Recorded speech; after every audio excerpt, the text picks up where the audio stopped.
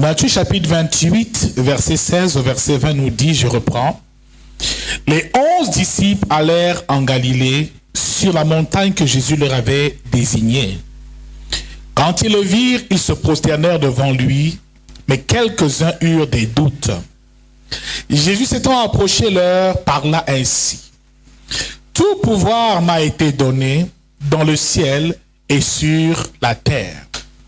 Allez, faites de toutes les nations des disciples, les baptisant au nom du Père, du Fils et du Saint-Esprit, et enseignez-leur à observer tout ce que je vous ai prescrit. Et voici, je suis avec vous tous les jours jusqu'à la fin du monde. » Amen. Bien-aimé, ce texte est très profond parce qu'il nous parle du moment ou de la période ou du temps où Jésus est revenu d'entre les morts. La Bible déclare qu'il est mort et il ressuscite, il est ressuscité. Et lorsqu'il ressuscite, il avait demandé aux disciples de ne pas s'éloigner de la chambre haute de Jérusalem, mais d'aller l'attendre parce qu'il allait les rencontrer, il allait leur parler. La Bible nous fait comprendre ici, très clairement dans le texte, qu'au verset 17, quand ils virent Jésus, ils se sont prosternés devant lui, mais quelques-uns eurent des doutes. Cela veut dire que parmi les disciples, ceux qui suivaient Jésus, les apôtres, il y en avait qui croyaient réellement à sa résurrection, et il y en avait qui ne croyaient pas à sa résurrection. Qui avaient des doutes, un peu comme Thomas, qui avait besoin de toucher son côté, qui a dit, Seigneur, si c'est toi, montre-moi ton côté, je veux me rassurer. Alléluia. Ma prière, c'est que nous ne soyons pas des Thomas ce matin. Car heureux soit celui qui croit sans avoir vu. Je n'ai pas besoin de voir Jésus pour croire. Je crois seulement un point, c'est tout par la foi. Il est mort, il est ressuscité. Bien-aimés, quand Jésus se présente à eux, ils se sont donc prosternés, mais certains avaient encore des doutes dans le cœur et Jésus a pris la parole. Il leur parle ainsi. Il leur dit, tout pouvoir m'a été donné dans le ciel et sur la terre. Parce que Jésus a accompli une œuvre, non seulement pour la gloire de la terre, il est même allé jusque dans le séjour des morts, il a pris les clés de la mort et les clés du séjour des morts. Frère, Jésus a libéré l'humanité, mais encore, tous ceux même qui étaient encore dans le séjour des morts. Jésus a accompli une œuvre parfaite, et ce jour il se présente encore aux disciples. Il leur dit, tout pouvoir m'a été donné dans le ciel et sur la terre. Verset 19, le texte qui nous interpelle ce matin. La deuxième chose qu'il leur dit, il leur dit, allez, faites de toutes les nations des disciples, les baptisant au nom du Père, du Fils et du Saint-Esprit, et enseignez-leur à observer tout ce que je vous ai prescrit. Cela veut dire que lorsqu'il parlait que tout pouvoir m'a été donné dans les ciels et sur la terre, il ne s'adressait pas personnellement à eux, il parlait en général. Il donnait une information sur sa résurrection et sur l'état dans lequel il se trouve. Mais maintenant, il dit allez. Dis à ton voisin, allez. Bien-aimé dans le Seigneur, la première parole de Jésus, après sa résurrection, le premier ordre et la première instruction qu'il donne aux disciples, à l'église, à tout chrétien qui se respecte, c'est d'aller. Dis à ton voisin, va. Alléluia. Bien-aimé, il y a une différence entre aller et rester. Amen. Généralement, les chrétiens aiment bien rester. Rester à l'église, suivre les cultes, rester à l'église, écouter l'adoration, rester à l'église, prier. C'est bien de faire nos programmes de prière ensemble. Mais si nous n'allons pas, bien-aimés, nous n'allons pas répondre à l'ordre et à l'instruction de Jésus. Il a dit aller, mais il n'a pas dit de rester. Pose la question à ton voisin, est-ce que tu vas donc alors? Amen. Parce que nous pensons que servir Dieu, aller venir à l'église, c'est ce qui est essentiel pour Dieu. Amen. Bien-aimés, le jour où nous nous réunissons le dimanche pour adorer Dieu, c'est un beau jour. On appelle le jour du Seigneur ou le jour du sabbat. Amen. Mais bien-aimés dans le Seigneur, ce qui compte plus que toute chose pour Jésus, ce n'est pas que l'on reste, mais ce qu'on s'en aille. Il dit, allez et faites de toutes les nations des disciples. Cela veut dire que c'est le cri du cœur de Jésus. C'est son premier besoin. Son souci principal, c'est le salut des âmes. Si tu as été sauvé, frère, sache que tu es sauvé pour sauver. Nous sommes sauvés pour aussi sauver. Il faut donc qu'on cesse de rester sur place, de stagner, de rester là entre nous à prier, à prier. Nous sommes déjà sauvés. Mais ce que Jésus attend, c'est qu'on se lève et qu'on aille. Dis à ton voisin, va gagner les âmes. Dis, lève-toi. Cesse de rester assis. Bientôt même certaines chaises seront trouvées parce que depuis 10 ans tu es à la même place, à la même position. Il est temps de nous lever. Et Jésus, quand il donne cet ordre, c'est pour leur montrer à quel point le salut des âmes a de la valeur. Il leur dit, vous avez déjà été sauvés. Maintenant, qu'adviendra-t-il de ceux qui sont dans le monde et qui ont besoin de son salut? Frère, un vrai chrétien qui accomplit le plan parfait de Dieu et qui est sur le chemin de l'éternité est un chrétien qui a le souci des âmes. Est un chrétien qui prie pour le salut de ceux qui n'ont pas encore reçu le Seigneur Jésus-Christ. Est un chrétien qui ne veut pas seulement se sauver lui-même, mais qui veut se sauver lui et toute sa famille. Dans Actes chapitre 16, la Bible déclare que lorsque Paul et Silas sont sortis de la prison, le joaillier s'est prosterné et a dit, maintenant, comment faire pour être sauvé? Il dit, crois au Seigneur Jésus-Christ et tu seras sauvé, toi et toute ta famille. Tu es ici ce matin, dis à ton voisin, où est ta famille? Où sont tes frères? Où sont tes sœurs? Où sont ceux qui te sont chers? Quand tu découvres, tu rencontres le trésor de l'éternité.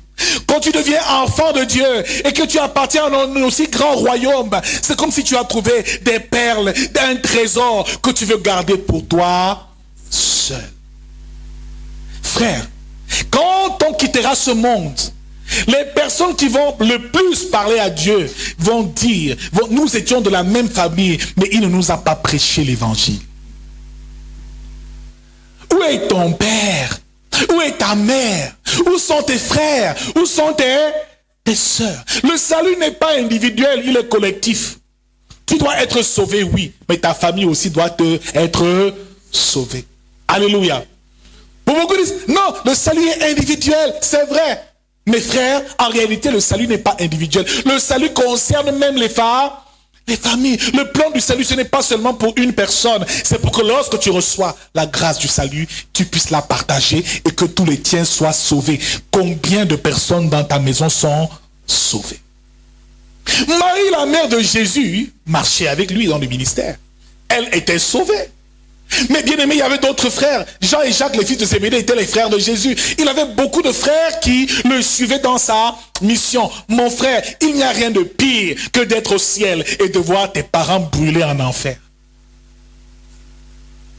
Et je me souviens de l'histoire de Lazare. Souvenez-vous quand le riche est arrivé au séjour des morts, et Lazare, qui était un serviteur de Dieu pieux, qui était pauvre durant sa vie sur terre, était dans le sein d'Abraham. La Bible déclare que le riche a dit à Abraham, dis à Lazare d'aller voir mes frères, d'aller voir ma famille. Frère, ta délivrance ne sera pas complète quand ta famille ne sera pas sauvée. Ta délivrance ne sera pas complète tant que les tiens n'auront pas reçu Jésus-Christ. Mais quand tu le reçois, frère, la mission principale, c'est d'aller, c'est de leur apporter l'évangile, la bonne nouvelle, mais c'est de prier pour le salut de leur sang. Dis encore, où est ton frère? Où est ta sœur? Où sont tes parents? Alors tu es un grand évangéliste, un grand prophète, un grand pasteur, un grand chrétien, un serviteur de Dieu, mais les tiens n'ont pas reçu la vérité. Frère, tu as encore beaucoup trop de problèmes. Parce que lorsqu'ils seront dans leur village en train de faire leur rite satanique et leurs incantations, ça va encore te faire beaucoup de mal. Amen. Mais si toute ta famille est convertie, frère, tu vivras une vie paisible et tu auras renversé l'autel de la maison de ton père. Il faut que ta famille soit sauvée. Et ma prière ce matin, c'est que nous soyons sauvés et que toutes nos familles soient sauvées aussi. Alors prenons ça comme un fardeau. tous les jours, prier pour le salut des membres de nos familles. Alors, la dernière fois que tu as prié pour un de tes frères, c'était quand? Pour ta soeur, c'était quand? La dernière fois que tu as jeûné pour eux, c'était quand? La dernière fois que tu leur as parlé de l'évangile, c'était quand? Bien-aimés dans le Seigneur, Jésus dit alors à ces hommes, allez, faites de toutes les nations des disciples. Cela veut dire qu'en fait, Jésus n'a pas appelé les chrétiens, il a appelé les disciples. Alléluia. Il dit de faire de toutes les nations. Cela veut dire qu'il donne à l'église une mission de conquérir. Une mission de régner. Au même titre que lorsque Dieu a appelé Adam et Ève, dans Genèse chapitre 1 au verset 27, la Bible déclare qu'il les a bénis. Mais maintenant il leur dit, soyez féconds, multipliez, assujettissez la terre, dominez sur tous les poissons de la mer, les oiseaux du ciel et les animaux des champs. Tout ce qui se meut sur la terre, soyez les maîtres de la terre. Donc ici, Dieu à l'origine a donné à Adam et Ève un plan pour régner. Alléluia.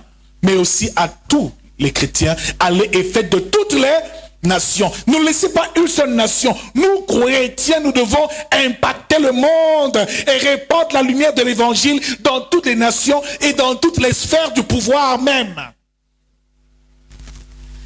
On ne va pas rester dans l'église cantonné seulement à prier tous les jours. Jésus, Jésus, sortons, gagnons le monde. Nous sommes la lumière du monde, pas la lumière de l'église. Nous devons briller dans ce monde et impacter ce monde par notre excellence, par la lumière de l'évangile et remplir la terre de la culture du ciel. Voilà ce que Jésus était en train de leur dire. Maintenant que le règne de Christ est établi sur terre, c'est à vous d'établir ce règne et de le rendre effectif. Il dit allez, parce que tout pouvoir lui a été donné et par nous aussi, en tant qu'enfants de Dieu, nous avons reçu le même pouvoir que lui de dominer, alléluia, de régner sur la terre et d'influencer par l'évangile. Il dit donc, allez et faites de toutes les nations. Donc le plan ne concerne pas seulement la famille. Si ta famille est sauvée maintenant, ta nation doit être sauvée, mais aussi le reste du monde. Frères, nous sommes des missionnaires. Dis avec moi, nous sommes des missionnaires. Avant de prêcher l'évangile, tout chrétien est d'abord un missionnaire. Tant que nous ne prenons pas conscience de ce fait, tant que nous croyons que venir à l'église, c'est venir prier pour chercher ses bénédictions, on n'a rien compris. On peut même faire qu'on n'est même pas dans le plan de Dieu. Venir à l'église, ce n'est pas s'asseoir, écouter l'enseignement et seulement se battre pour sa petite vie. Non, non, non. Devenir enfant de Dieu veut dire devenir un missionnaire. Tu es en mission dans ton lieu de service, dans ton entreprise, dans ta famille, où que tu ailles, tu es un missionnaire et tu vas répandre l'évangile partout. C'est pour ça que tu es la lumière du monde. Alors quand tu vas au lieu de service et que là-bas on ne sait même pas que tu es enfant de Dieu, c'est compliqué. Parfois même certains ont de dire qu'ils sont chrétiens. On dit, mais comment c'est comme si je t'ai vu dans une vidéo là sur Facebook. Non, ce n'était pas moi, pardon, c'était pas moi. Non, je veux pas qu'on me voie. Je suis chrétien. Je veux pas qu'on sache. Assume, alléluia. Assumons notre statut d'enfant de Dieu. Alors il dit, allez, faites de toutes les nations des disciples. Dans Actes chapitre 11 au verset 26, la Bible déclare que c'est à Antioche que pour la première fois, les Syriens, parce qu'ils étaient là, Antioche c'est une ville de Syrie qui était sous domination romaine. C'est à Antioche qu'ils ont appelé pour la première fois les hommes qui suivaient Jésus des chrétiens. Donc dans la Bible, le terme chrétien ne vient pas beaucoup, peut-être 2 fois ou 3 fois seulement. Mais le terme qui est employé par Jésus, sortant de la bouche de Jésus, c'est de faire des disciples. Donc mon frère, tu dois être un disciple. Nous devons être des disciples. Jésus nous demande de faire des disciples. Mais pour faire des disciples, il faut soi-même déjà être un disciple. Et laisse-moi te choquer ce matin. Tu peux être un pasteur, mais ne pas être un disciple du Seigneur Jésus-Christ. Tu peux être un évangéliste même, mais ne pas être un disciple du Seigneur Jésus-Christ. Tu peux chanter à la chorale, mais ne pas être un disciple du Seigneur Jésus-Christ. Mais tu peux être dans le groupe d'intercession, ne pas être disciple du Seigneur Jésus-Christ. Qu'est-ce que c'est que devenir disciple du Seigneur Jésus-Christ? Pour être disciple, il faut passer par une école qu'on appelle le discipulat. Le discipulat est donc l'école qui forme des disciples, qui fait des disciples et qui nous permet de faire des disciples, qui fait de nous hommes ordinaires, disciples. Frères, il y a une différence entre un disciple et un chrétien. Il y a une différence entre un disciple et un croyant. Que veut dire le terme disciple? Frères, faisons bien attention. Un disciple est un homme ou une personne qui suit un maître, qui suit l'enseignement du maître et qui marche dans la discipline de son maître. Bien-aimés, nous devenons chrétiens parce que nous recevons la parole de Dieu. On confesse le nom de Jésus-Christ, on croit dans son cœur que Dieu l'a ressuscité des morts. Et on confesse de sa bouche le nom de Jésus-Christ. Romains 10, verset 10 nous dit que tous ceux qui font cela croient de leur cœur et confessent de leur bouche le nom de Jésus seront sauvés. Frères, les chrétiens, les croyants sont sauvés par la grâce. Alléluia. Alors le chrétien est celui qui considère Jésus comme son sauveur. Le chrétien est celui qui considère Jésus comme son Seigneur. Mais le disciple, en plus de cela, considère Jésus comme son maître. Dis avec moi, Jésus est mon maître. Jésus est mon modèle. Donc ici, Jésus était appelé Rabbi. Il l'appelait Rabbi parce qu'il était un maître. Celui-là qui leur donnait l'instruction, mais aussi celui-là qui les conduisait dans une certaine discipline, un mode de vie. Alors, bien aimé, le christianisme n'est pas une religion, mais un mode de vie. Et c'est dans le discipulat qu'on forme les disciples. Frères, l'Église souffre parce qu'il y a très peu de disciples en réalité. Ce sont les disciples qui doivent répandre la lumière du Seigneur dans le monde. Ce sont les disciples qui doivent impacter le monde.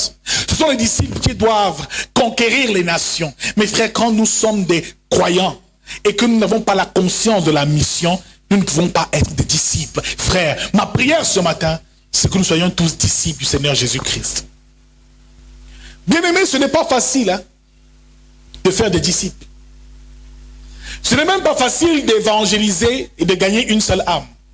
Et on se rend bel et bien compte que le diable est tellement rusé et il a tellement de ruses que l'une des premières choses qu'il fait quand nous devenons enfants de Dieu, c'est qu'il commence à nous cribler de coups. Parfois, frère, on est enfant de Dieu, mais on est attaqué dans plusieurs domaines. Le diable s'attaque à notre vie de prière. Alléluia. Le diable s'attaque à notre foi. Il fait tout pour que nous perdions la foi par des épreuves multiples. Mais ma prière, c'est que tu gardes, nous gardions la foi. Bien-aimé, quand il commence à attaquer ta vie de prière, tu es enfant de Dieu, mais tu n'arrives plus à prier. Sache que le diable t'a déjà enchaîné. Ma prière ce matin, c'est que tu reprennes ta vie de prière. Bien-aimé, ils attaquent à la parole de Dieu, à la connaissance. Et la Bible nous dit, ils ont l'intelligence obscurcie. Ils sont étrangers à la vie de Dieu à cause de l'endurcissement de leur cœur et de l'ignorance qui est en eux. Le diable obscurcit notre intelligence et il nous prive de la connaissance. Mais la Bible nous déclare très clairement que, bien aimé, c'est la connaissance qui nous a franchis. Et que son peuple est détruit parce qu'il lui manque quoi? La connaissance. Il va s'arranger à ce que le chrétien ne lise jamais sa Bible, ne reçoivent jamais l'instruction. Pourtant un disciple est celui qui s'assied au pied d'un maître et qui reçoit son instruction. Un disciple n'est pas celui qui vient chercher les bénédictions à l'église. Il vient s'asseoir au pied du maître afin d'être enseigné par lui, afin d'être bâti par lui, afin d'apprendre de lui. Bien aimé, il reçoit son enseignement, mais aussi sa vie. Jésus prêchait par sa façon de vivre. Et tout disciple ressemble à son maître. Parle comme son maître, agit comme son maître, fait tout comme son maître. Mon frère, c'est parce qu'il y a beaucoup de chrétiens dans nos églises, de croyants qui ont juste cru, mais il y a peu de disciples. Ceux-là qui vont en mission pour Dieu, cela pose énormément de problèmes. Mon frère, ma soeur, ce matin nous allons réaliser une chose, c'est que nous avons besoin de comprendre le discipulat.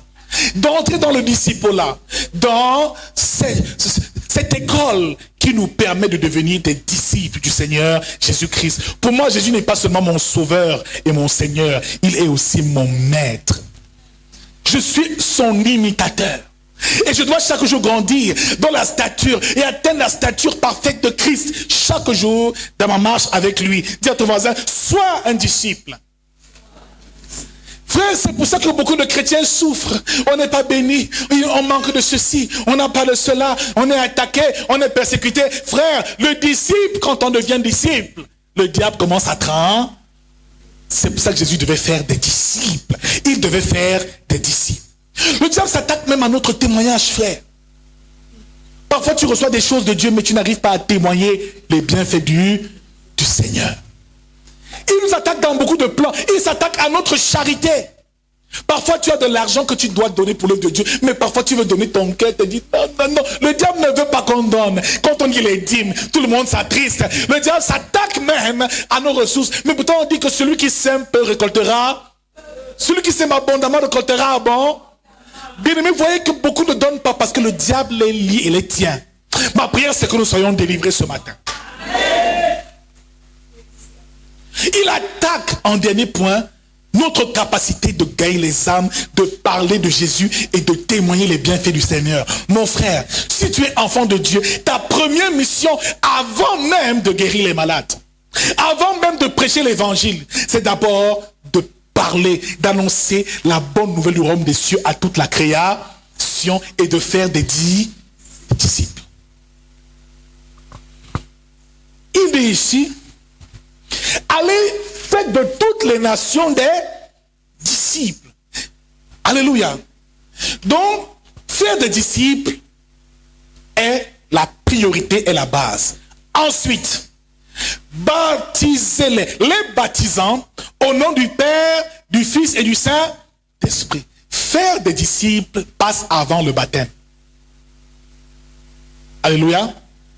C'est plus important que baptiser. Allez, faites de toutes les nations des disciples, les baptisants au nom du Père, du Fils et du Saint-Esprit. Et il dit maintenant, et enseignez-leur à observer tout ce que je vous ai prescrit. Donc, faire des disciples passe avant l'enseigneur. Alléluia. Donc, c'est même tout cela qui constitue les étapes essentielles du disciple-là. Donc ici, la priorité des priorités, ce n'est pas, bien-aimé dans le Seigneur, la délivrance, mais c'est d'abord le salut des âmes qui doit être notre priorité. Dis avec moi, dès l'instant où je reçois Jésus-Christ, je m'engage à aller, à sauver les âmes, dans mon environnement, dans mon école, dans ma famille et partout.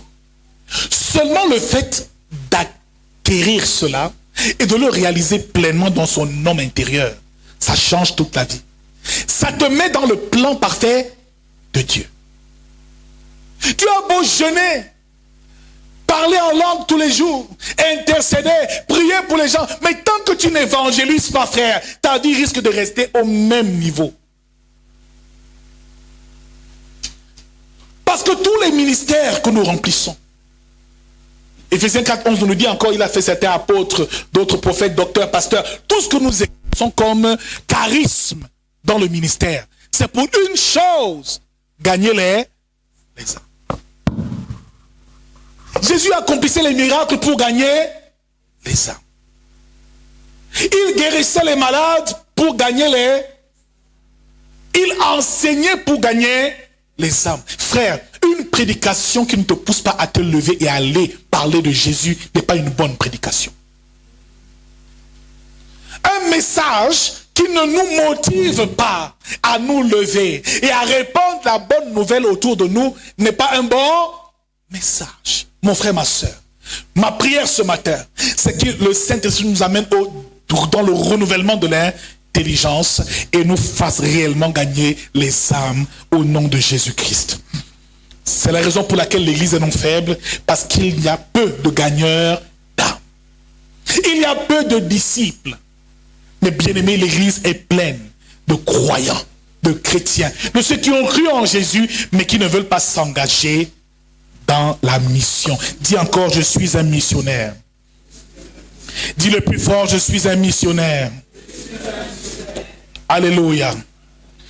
Bien-aimé, pourquoi faire des disciples? Pourquoi Jésus a-t-il voulu et donné cet ordre aux apôtres, à l'église? Pourquoi notre priorité doit être de faire des disciples, pas de rechercher nos bénédictions? Bien-aimé, c'est une question qu'il faut se poser. Pourquoi Jésus a-t-il trouvé que cela était important? Pourquoi est-ce que je dois me lever pour parler de Jésus aux autres et les amener dans la présence de Dieu permanemment? Frère, pourquoi est-ce que je dois faire cela? Dans quel intérêt? Alléluia. La première chose, nous gagnons les âmes et nous faisons des disciples parce que nous voulons obéir à l'ordre qui nous a été donné par Jésus-Christ. C'est un ordre. Il ne négocie. Il n'a pas dit essayez d'aller parler aux autres. Il n'a pas dit faites l'effort d'aller leur parler de l'évangile. Il dit allez, allez, c'est un ordre.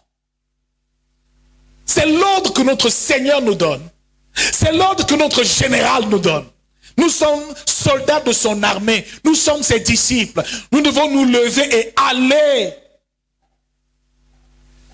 L'obéissance, premièrement, nous le faisons par obéir. Deuxièmement, nous allons gagner les âmes, faire des disciples, parce que en le faisant, nous manifestons l'amour de Dieu qu'il y a dans nos cœurs. Bien-aimés, il n'y a pas de plus grand amour, bien-aimé, que de parler et de gagner une âme aux yeux de Dieu. La preuve que tu aimes vraiment, c'est quand tu commences à avoir le souci des âmes qui se perdent. C'est la plus grande preuve d'amour. C'est le signe qui montre que le Seigneur t'a vraiment visité et qu'il a mis son amour dans ton cœur. Parce que tu pleures quand tu vois les âmes qui se perdent. Mon frère, quand il y a des deuils, je ne pleure pas la personne qui est partie, mais je me demande, Seigneur, est-ce que cette âme a été sauvée? C'est le signe que la compassion des âmes est dans ton cœur. C'est le signe que tu ne veux pas voir les gens mourir en enfer, périr, alors que tu as reçu toi la vérité et que tu peux la leur partager. Troisième raison pour laquelle est-ce que nous devons gagner les âmes, évangéliser ou même faire des disciples. La troisième raison est toute simple. C'est parce qu'en faisant cette œuvre de Dieu missionnaire, nous établissons le règne de Dieu sur terre. Il dit, allez et dites-leur que le royaume des cieux s'est approché, est proche.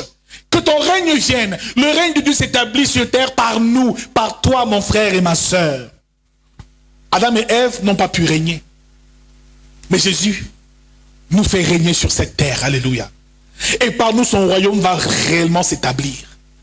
Dans toutes les dimensions, dans toutes les sphères de notre société. S'il y a des disciples, chefs d'État, préfets, gouverneurs, bien-aimés, le monde sera plein de lumière et sera un paradis. Alléluia. Donc c'est un plan de règne, un plan de domination que le Seigneur nous donne. Il dit que par lui, nous devons régner sur cette terre. Nous ne sommes pas appelés à être les derniers dans ce monde, mais être des lumières qui éclairent dans ce monde, dans tous les domaines de nos vies. Alors sois excellent, frère. Brille dans ce monde par ton comportement. Brille par la réussite que tu incarnes et par Christ que tu incarnes aujourd'hui. Parce que ce n'est plus toi qui vis, mais c'est Christ qui est en nous. Mon frère, ma soeur, ce matin, le Seigneur nous invite à établir son règne sur terre. Alléluia. Un autre point, Jésus voulait simplement, numéro 3, se reproduire. Parce qu'il fallait que son œuvre se pérennise dans le temps. Nous devons poursuivre son œuvre et parfaire son plan et son projet. Il fallait que les âmes soient gagnées. Même s'il n'est pas là, il fallait qu'il y ait des petits Christ. Des chrétiens, des petits Christ. C'est ça la loi de la reproduction. Alléluia. C'est pour que nous puissions poursuivre l'œuvre avec lui. Alors frère, je l'ai dit à l'entame de ce message, il y a une différence entre évangéliser et faire des disciples. Évangéliser, c'est annoncer la bonne nouvelle du royaume à toute la création. L'évangélisation est ce qu'on appelle se fait sur un plan global. C'est aller parler de la bonne nouvelle du royaume, de ce que Jésus a fait et a accompli par amour pour nous, à toute la création. Bien aimé, je peux évangéliser pendant 5 minutes dans mon lieu de service. Je peux évangéliser pendant 10 minutes dans un carrefour. Je peux évangéliser pendant 30 minutes dans mon quartier. Frère, j'annonce la nouvelle du salut à toute la création. Maintenant que cette personne a reçu le Seigneur et décide de s'engager à entrer dans le royaume de Dieu et est sauvé, c'est à ce moment-là qu'on peut en faire un disciple. On ne fait pas un disciple le même jour. Un disciple est dans un sens plus individuel, personnel. Alléluia. On fait un disciple. Pour faire un disciple, ça prend un peu plus de temps.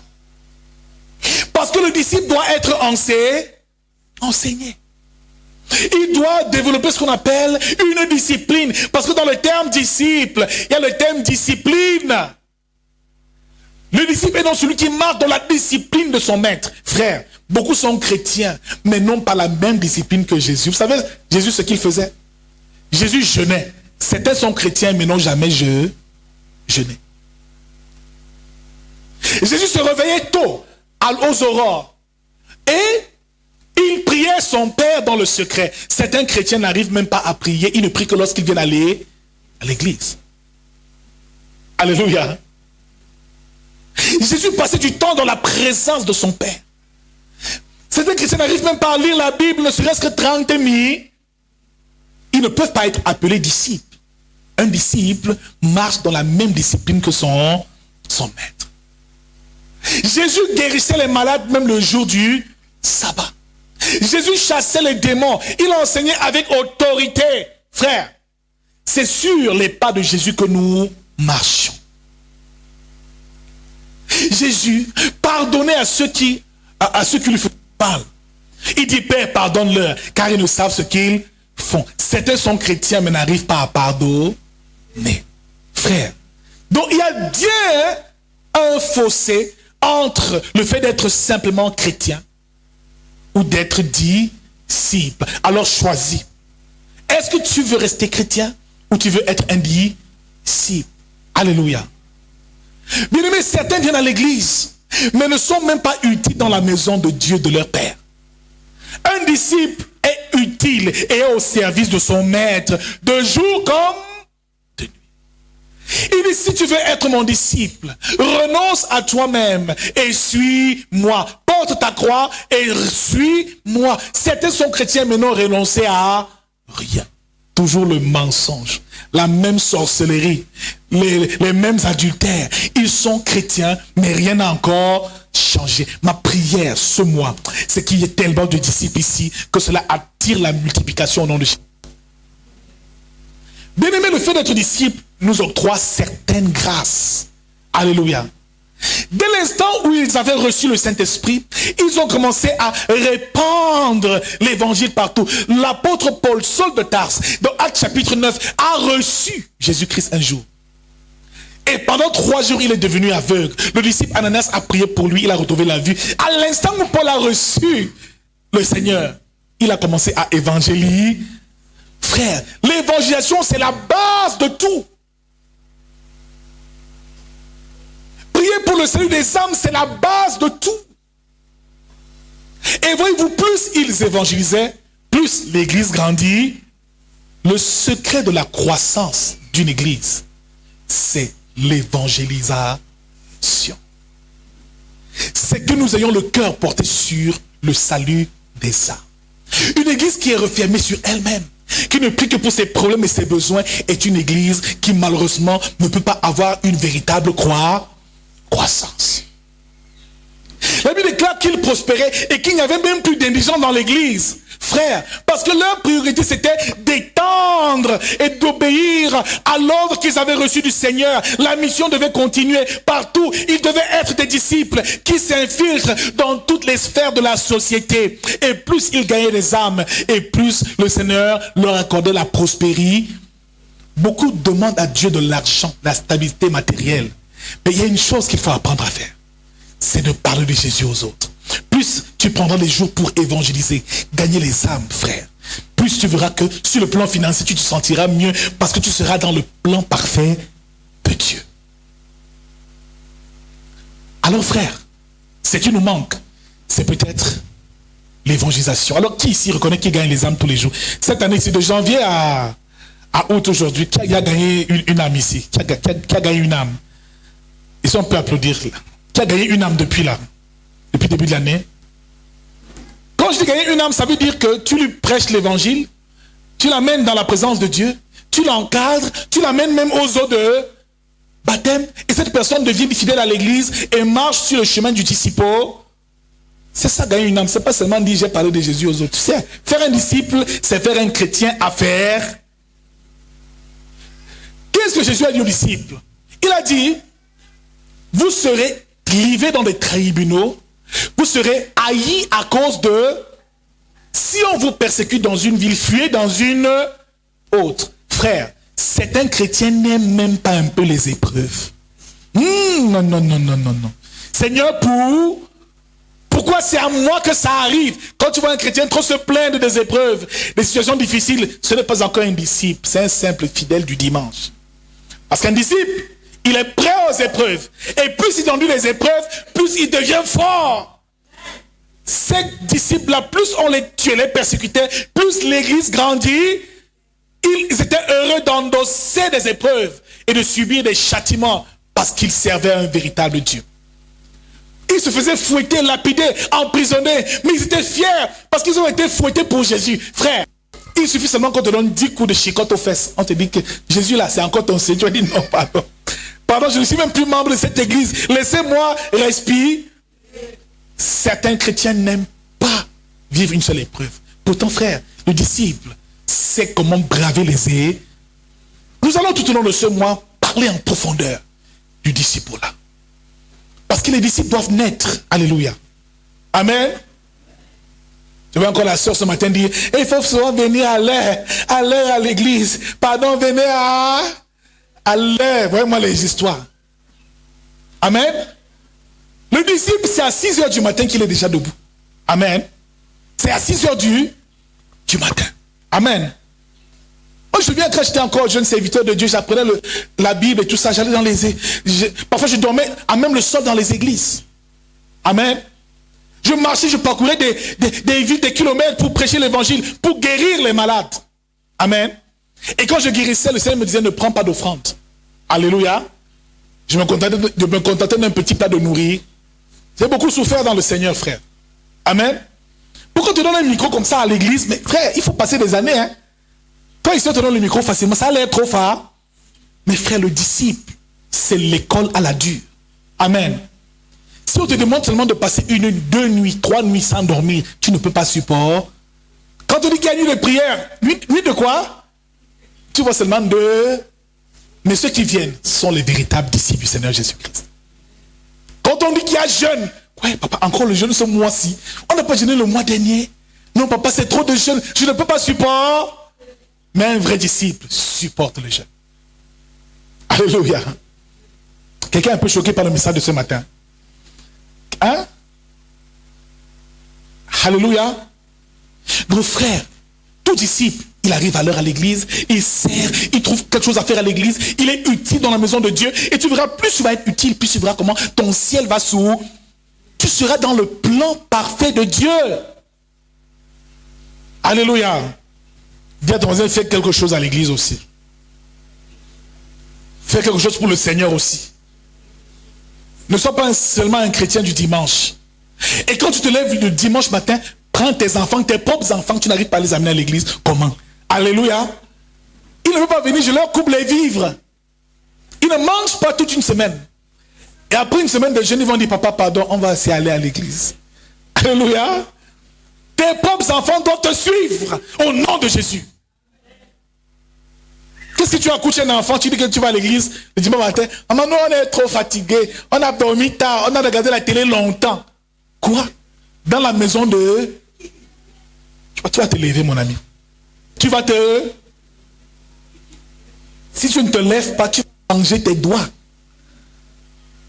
Tu sors même d'abord et je ferme même la porte. By power, by force. Alléluia. Ils doivent servir. Amen. Tu dois atteindre un niveau où même quand tu vois un frère qui a besoin du Seigneur, oh, il va te dire tout, hein, viens à l'église un peu. Non, j'ai pas l'argent de taxi, paye son taxi. Amen.